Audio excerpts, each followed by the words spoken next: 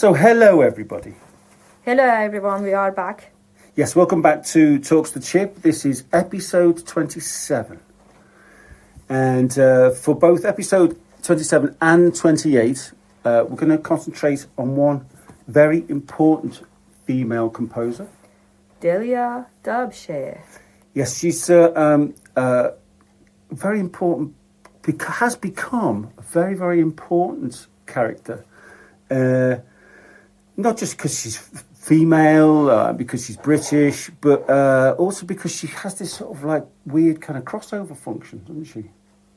Yeah. What do you mean with the weird kind of crossover function? Well, in that she's as well known in... she's in some ways she's more known in popular culture than she is in kind of classical electronic music culture. That's true. I guess that's owing to Doctor Who. It's owing to Doctor Who and everything that came along after that. I think also a big part of it is this thing with this band she had, White Noise, which was with David Vorhaus and Brian Hodgson. Yeah, Brian Hodgson. Shortly after she passed away, her partner's first thing to do was to take her remaining works, materials to him, in a way, for BBC Radiophonic Workshop. I mean, you are right. Yeah, thanks for explaining that. It's a crossover of a number of things in popular culture, but for electronic music history, there is a particular importance in the context of BBC Radiophonic Workshop. Exactly. We did refer to that when we were talking about Daphne Oram. Yes. For whom we also dedicated two episodes. Absolutely, yeah. I mean, it's interesting. There's a very nice interview I found with Delia Derbyshire from '97, which was only like 4 years before she died. She died in 2001. Yeah.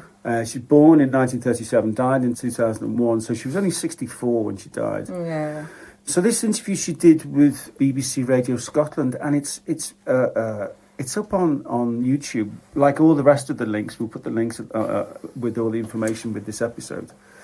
But it's a long and quite in-depth interview, and it's quite touching, really. And it's quite interesting that she really makes a point that when she got the job at the Radiophonic Workshop after working at the BBC for 2 years, and she was making the point at her interview that she was from a music background and she was a composer, and she was told, quote unquote, the BBC does not employ composers.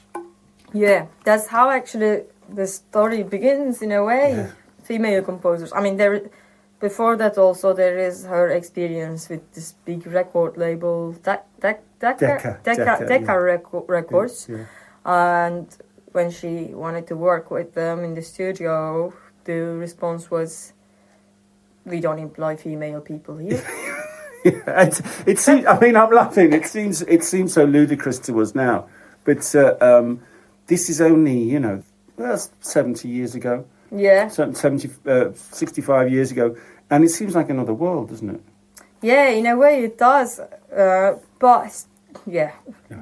Yeah, of course. I mean, there's the legacies of all that sexism, and especially in more conservative settings, like maybe in universities or the BBC or whatever. The legacies of it are constantly there. Then she goes to BBC, and then the same kind of responses. However, then she ends up having like assistance and managerial role later on. So it's the journey of composers through different opportunities and institutions. Yeah. But like in popular culture and etc.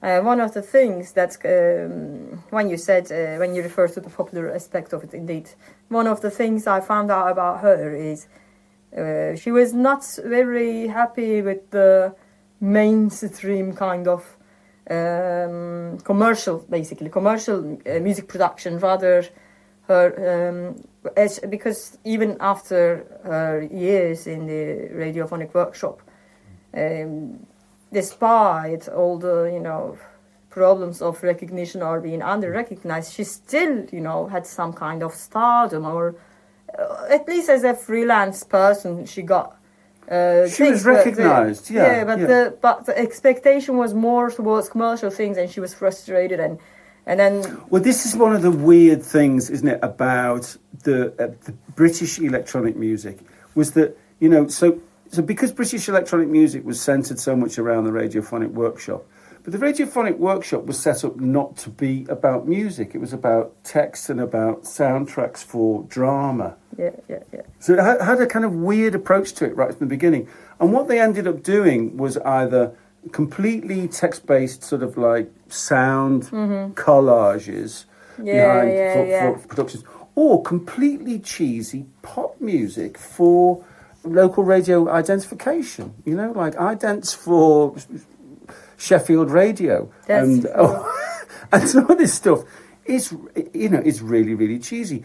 And what I find really quite bizarre about it, just in a technical sense, is that to do like the simplest folk tune, which of course they were kind of doing quite a bit with the Radiophonic Workshop, which you would never hear from the VDR studio in Cologne or at the GRM in Paris. But they were doing like little cheesy folk tunes. To do a folk tune with tape editing is much harder work. Exactly, that's true. So here there are some technical skills and such amazing technical skills. When I refer to that freelancing jobs, actually one of the things, you know, she was being recognized for was that sort of thing that not many people were good at, the technical editing skills.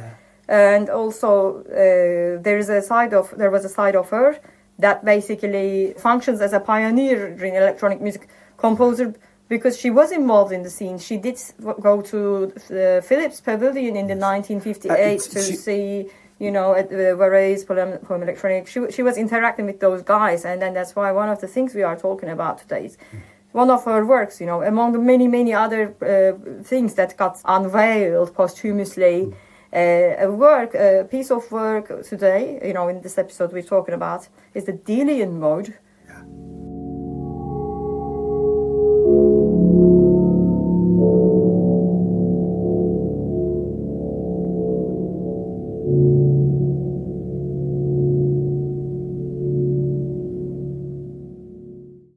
The Delian Mode has also been used for a documentary about her, but today we are talking about this particular work. And so this is, it's interesting. Well, the Delian Mode, already it says a lot about it, is that there's a joke in the title. You know, it's self-deprecating joke, because it sounds like the Dorian Mode. So it sounds like one of, you know, the mainstays of music theory, but she's making a joke out of it with her own name, which again is very English. You know, it's, you wouldn't just imagine like Bernard Parmigiani or Luciano Berio doing a piece based on a joke on their own name. It just wouldn't happen. But especially not Stockhausen. No, I mean, I'm not sure if Stockhausen was serious or he was sarcastic in some of the things he said. So that's. But here, we can definitely see that sort of. But Stockhausen. I fortunately did meet Karl-Heinz a couple of times before he died, but he amazing, by the way. This is like, you know, I have to say that, sorry, but like, you know, you're like saying, I met Karl-Heinz before he died. Look at this, people, you know, people who are listening to us. This show is very precious because we've got Jono with us, like someone who talked to these guys before. Yeah, I'm a connection to the ancient past. Well, it's not all about the age. Come on, you are actually in yourself. You are a pioneering person in your area. I mean, I'm not biased when I say that. I just wanted to, you know, add that. But yes, Stockhausen himself, you know. Well, he did. That was the thing. He did have a sense of humour. He did have a sense. He was quite mischievous. Yeah, you could see this in those lectures, you know. And in those lectures, yes. And I did watch all those videos, the London versions, not Darmstadt schools, like. Very interesting personality. You can hear like the unique way he's describing things, but also it's not like overly academic or these abstract people we see today. Like they write these endless articles. Whereas here is someone who was pioneering, and then, you know, you think about a 1 second sound and repeat it like extend it a thousand times, like this kind of language also. So I think also in Delia Derbyshire there is that kind of connection with. There was, or with, you know. and this is the things I find frustrating with the people I know in the popular music world, where I spend most of my time. They treat people like Delia Derbyshire as if she was from a popular music background. Yeah. But this woman, her knowledge of the technique and the science, music concrete, the science, the nuts and bolts of acoustics was really, really profound. Amazing. Like there's this video of Delia Derbyshire that went viral a couple of years ago on these things. I no longer have these social media applications on my phone, but like back in the day, this BBC, this video is like early 1960s, where actually the presenter is making a definition of electronic music. We will add these to the links. And it's actually a very, very straightforward explanation. This is for people who had never seen or listened to that sort of stuff. And then the video that goes viral follows that, where she's basically showing the process. She's showing the tape part, but also, you know, first she shows, like, she explains the waveforms, sine wave, square wave, etc. But then she says, well, if the sound that we want to generate exists in the nature already, this is what we do. And then she also makes a demonstration of how she makes this groove with all these earliest technology tools. And then when you look into the future, it looks like having the session view of Ableton Live turned into a physical form, because it's like that sort of vertical view where things are clips or sounds are being triggered one by one and then mixed. But she's doing it like this is very manual, very physical, and so that sort of technical enthusiasm and technical competence. And then showing it to public on national TV. So that's. But it's interesting, you say enthusiasm, because I mean that word came up. That's a word I had in my notes from this really nice interview from '97. Was that, you know, by '97 she was like 59, 60. No, she was like in her late 50s, and she was struggling. She had health problems, and she was struggling with alcoholism and stuff. But you can hear the enthusiasm in her when she's describing her early work at the radiophonic workshop, and her understanding and her enthusiasm for sound is absolutely wonderful. Yeah, definitely. And you can actually hear it in these beats. I think so. We are talking about, especially like the first of them, for me is like very let's have immersive work. Yes, let's have a look at Delian Mode. I mean, it's interesting in that it's very serious. It's a very serious sounding piece of music, and it's very... what's the word? It's kind of somber sounding. So it's really not like a lot of the output from the radiophonic workshop.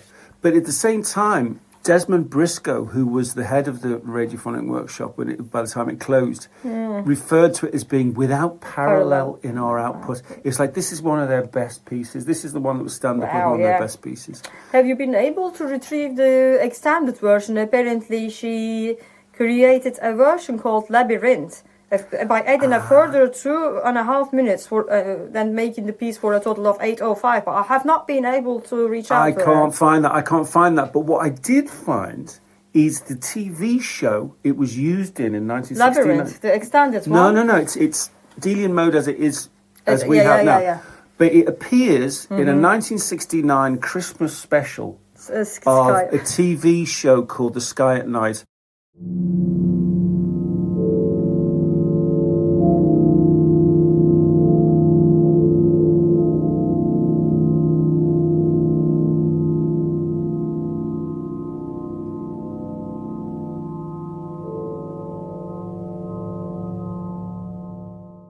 And it's available from the BBC website. I love Sky at Night. Doesn't it still exist? It does still exist. And I get the magazines. There's no commercials or advertising here. Just my very personal. I mean, I can't imagine anything better than the outer space for this stuff. Well, what was amazing is that her piece is used about 20 minutes into the show.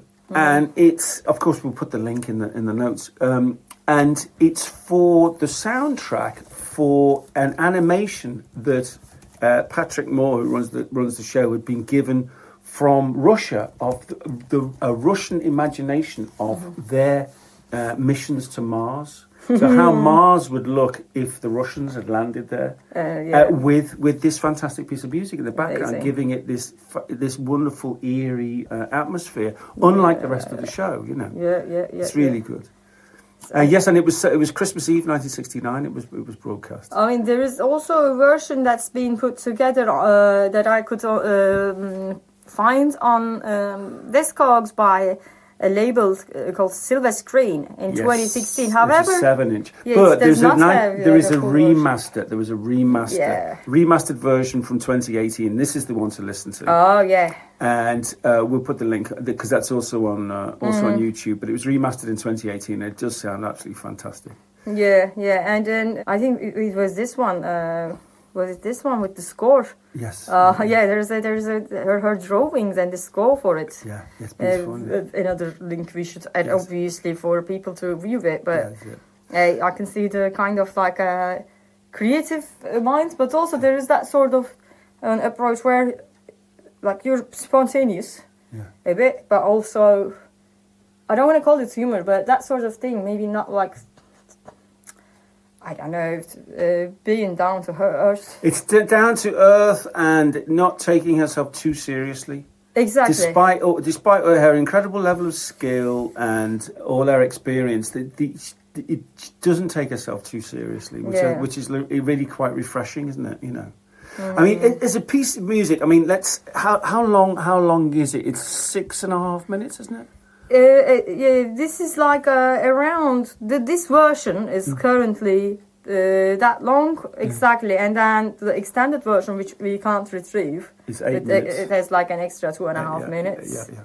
And I think what's really nice about it is I think it's very metallic sounding because she's using a lot of ring modulation. Yeah, it is. It is also quite mixed to be immersive on top of it's not raw ring modulation, but there's a lot of like filtering. I mean, I filtering exactly, and then how ring modulation builds up onto those harmonics, like very dissonant sounds, such that there's been this reference.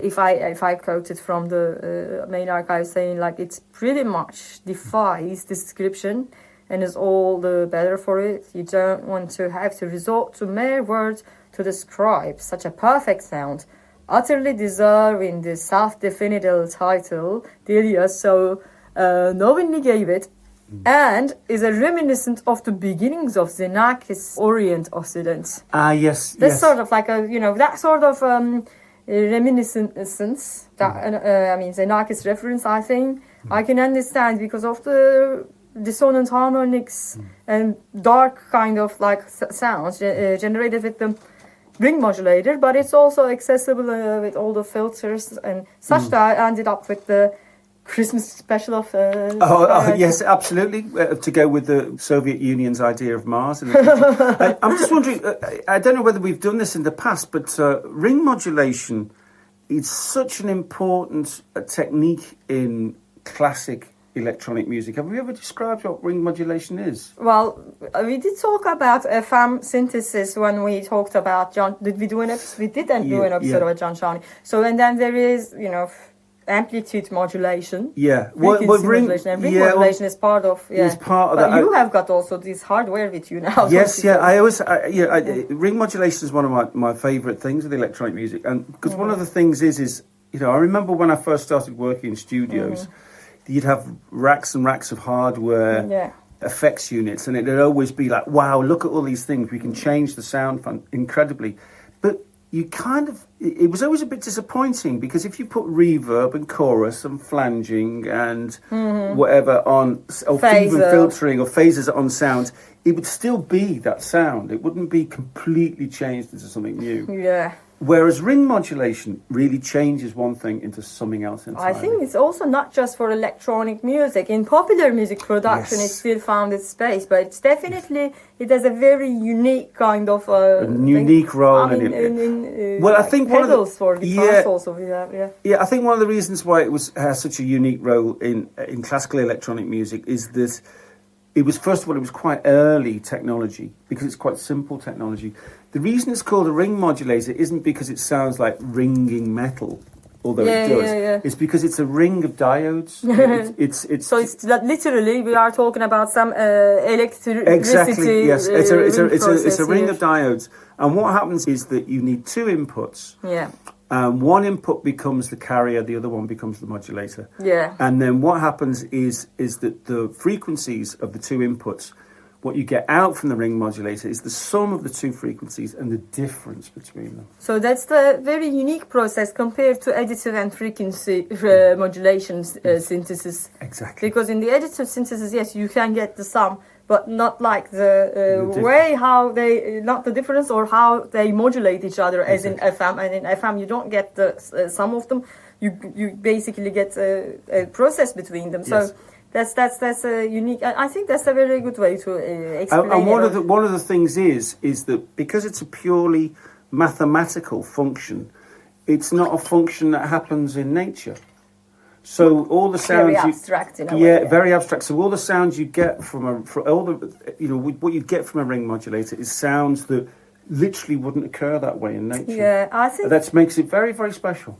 I think I'm so happy and thankful that you were talking about all this, and I've just noted down a term you just used. You know, when you said the importance of ring modulation in classical electronic music. So I like the term classical electronic music at the moment because when it comes to these elements and effects, or the music we are talking about, people refer to it as experimental electronic, experimental. Well, it is. This experimentation is at the center of music history. When you look into Western art music, it comes and happens. But however, you can't just call it experimental. So I think it's important to use this label in a way. Yeah. But also, we sometimes talked about these effects and like how like some of the techniques shape the sound and. When this doesn't exist, you know, in nature, and there is the abstract aspect of it, then still there is something that resonates in us when you listen to it. How do you explain that? It's interesting, isn't it? Something that doesn't happen in nature and something that we've never been exposed to still carries an emotional impact. And it is quite fascinating, isn't it? That our kind of ears and our minds and are open to all sorts of input, and we will attach to them something something emotional. I mean, I think with ring modulation, because the harmonics you get from a ring modulated signal are not the harmonics you would get in a natural sound. So the immediate sort of response is its strangeness is beautiful. There's a beauty in its strangeness. Yeah. And of course, you know, telemusic is struck as telemusic. Ring modulation plays a central role in that. Yeah, the very, very first. Our first episode, yes. So we have actually been over ring modulation. or overall in general, like these techniques. I think we talked a lot about filters in the context of Ferreira's episode. Yes. But this in this case with Delia, you know, this is a star now. She gets like posthumous recognitions, like awards or renaming of things in like just as recently as the other year in Coventry, her home place, and etc. Now, you know, we need to also think about the actual works. They are like classical electronic music or electronic art music, you know, in that that's another way of saying it. Well, this is the thing, is that all these expressions have arrived over the last few years. So it's like you've got classical electronic music, you've got art music or electronic, and you've got sonic arts. Sonic arts, although sonic arts extends to something else, but I just wanted to, you know, thank you for bringing classical electronic music into discussion, because I've been facing so many people that keep talking to me. Experimental electronic music, when I simply try to tell them about Edgar Dwarez, who was a classically trained composer. Come on, Like, Well, it's always not in only me. was he a classical trained composer, but Yes. he's a real product of the 19th century. Or like serialists who explored, like my point is, this happens in teaching organizations, and people who teach popular music or who don't study these things. Like it's okay to not know, but you can't just label this as experimental electronic music and then go. There is an experimental side of it. Yeah. But sorry, I couldn't help expressing my frustration.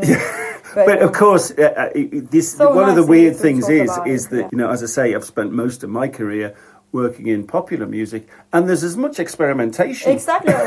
Popular music production. That's what I'm trying to say. You can't escape these things. Yeah. Because if you are going to develop yourself in in developing your own voice and learning these things, you can't just define these things as that's experimental because I see this. Yeah. So exactly that's why I have to talk to you, and that's why it is basically it will help with building sound sculpture, and that's why she was also sometimes Delia Derbyshire was referred to as a sculptress of sound. So. Yes, well, that's another thing. I mean, the idea of with subtractive synthesis and with using filters, that electronic music composers are building the sounds in a very different way to having the sounds made by an instrument, and then you just give them the notes and the durations.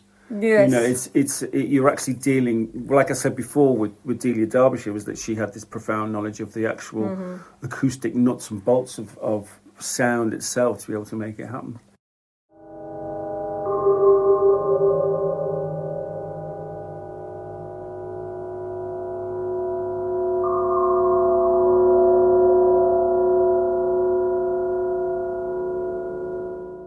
Well, I was thinking maybe we should go on and have a look at the next piece. Which I think I was going to say exactly we might talk about it in the next one also, but just as an intro, this next piece is also in the same Delian Mode presented together, but this one has more of a different approach with oscillators. So let's talk about Blue Veils and Golden Sands in episode 20. Exactly, which we'll have one more work to talk about also. Yeah. See you in episode 28, everyone.